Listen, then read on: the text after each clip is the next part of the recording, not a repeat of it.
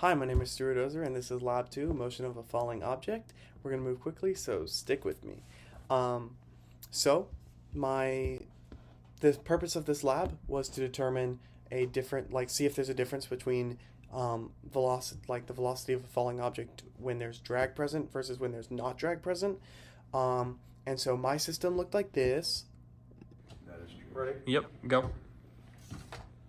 You can see I used a paper tray that had a mass of about 0.0045 Yep, go. kilograms. And then that allowed me to calculate my drag coefficient to be 0.119 using a terminal velocity that this reached of 1.924. And so that is my system. Moving on, we see my Yep. the physics ideas here are Newton's second law, F equals ma. The position update formula, so that final equals initial plus velocity times change in time. The velocity update formula, final equals initial plus acceleration times change in time.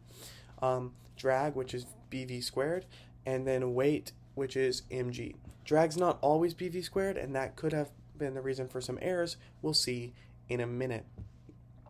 So here we have the final results, the reason, and then the this is what we'll look at this in a minute again. But orange is gravity only, blue is my tracker model, and then gray is gravity and drag.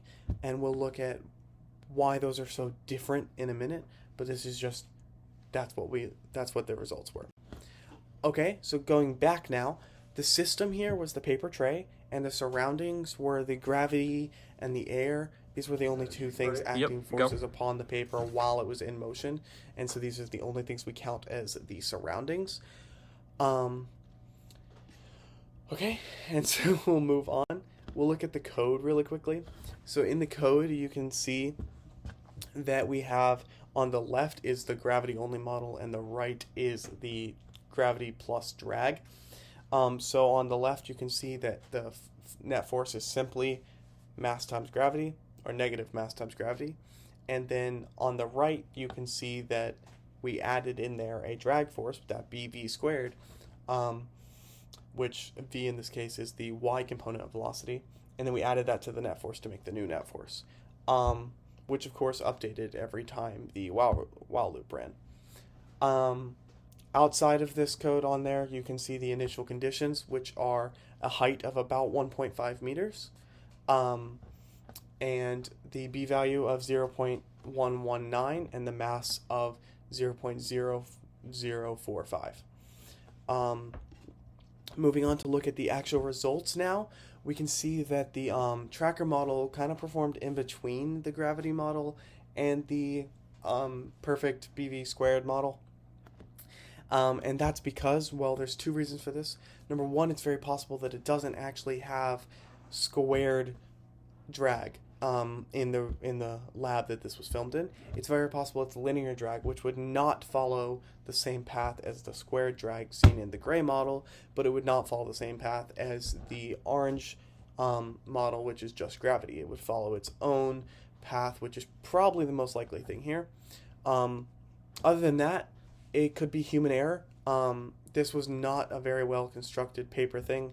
It's very hard to make something actually fall straight, completely flat, and reach a terminal velocity. As you can notice, this didn't really reach a terminal velocity until about halfway down, whereas the drag model reached a terminal velocity very, very quickly.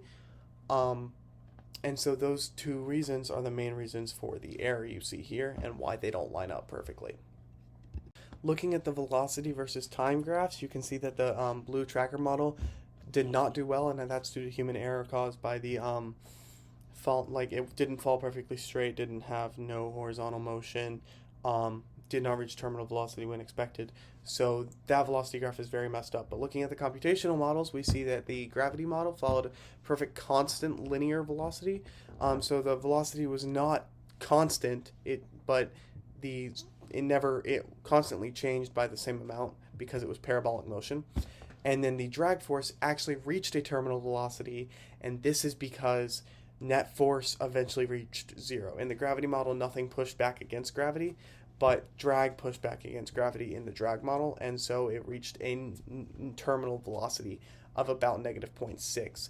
On the other side, we can see that the if you add initial velocity in the bottom graph, actually, excuse me, if you add initial velocity in the top graph, you can see that the velocity changed very slightly, went down to negative 0.61, but not much. So it does affect it, but not by much.